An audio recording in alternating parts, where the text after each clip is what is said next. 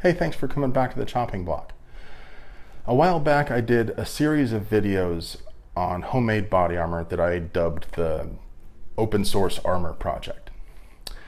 Now, I think that the idea of homemade body armor is a really useful idea, not so much in its own right, but as an argument against legislation banning the use of body armor. Now, don't get me wrong, if body armor ever was banned, it would be useful to be able to make your own, maybe in some post-apocalyptic Mad Max sense.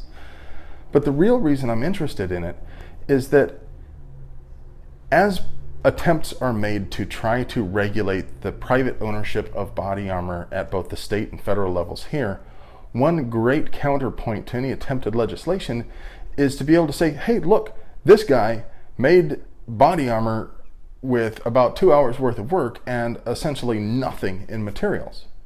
If you can make body armor at home, if any dumbass like myself can make body armor for essentially free, regulating lighter, more comfortable body armor isn't all that practical. It doesn't make a lot of sense. With that in mind, I wanted to revisit some of the concepts that I used in the older tests and try to make a little bit more refined product. So here's my Mark III, if you will.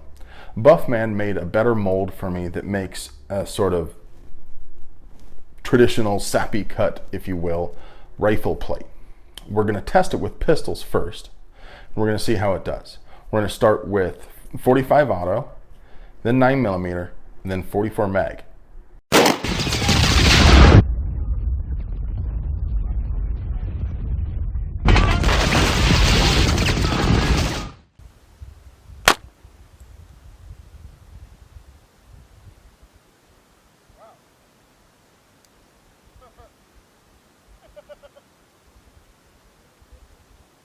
I got shot.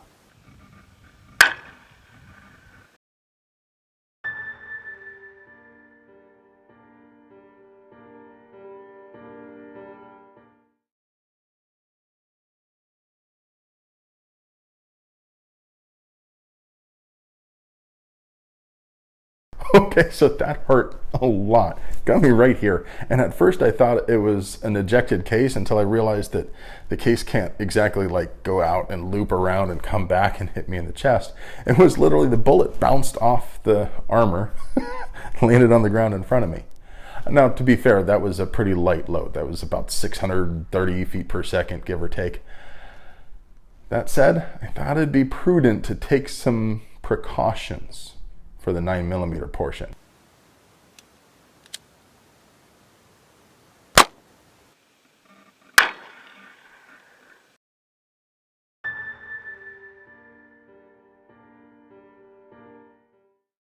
All right, that worked beautifully. Granted, it's only 9mm, but it was also only free materials.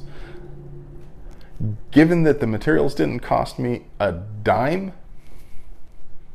I think this did pretty well. Let's see how it does against 44 mag.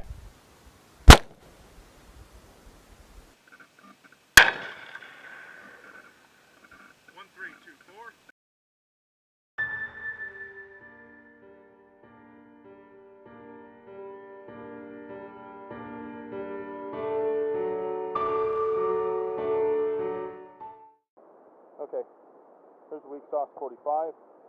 Here's the 9mm. Here's the 44 mag. I saw some water coming out after that 44 mag hit. So I think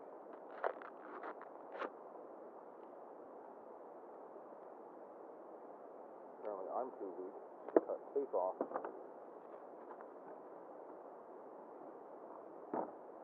So the 9mm, I don't know how well you can see on the video, but the 9mm cracked it a little bit around here.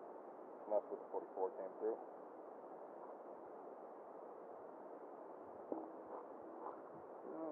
Hard to see on the gel where it hit, but I know it came all the way back through here, dented back side of that jug. So the 44 came apart.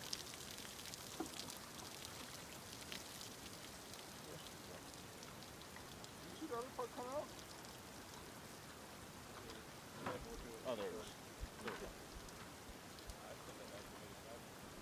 Yeah, obviously. That's kind of funny.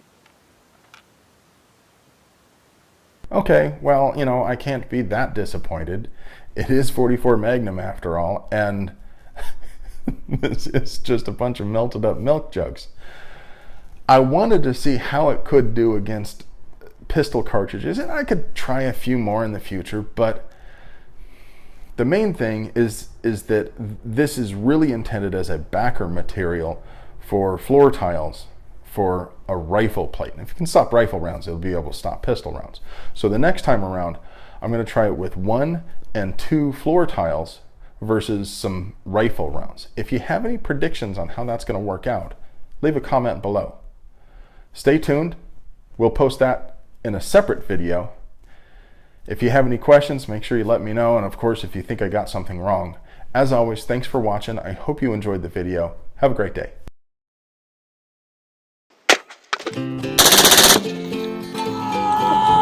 You good?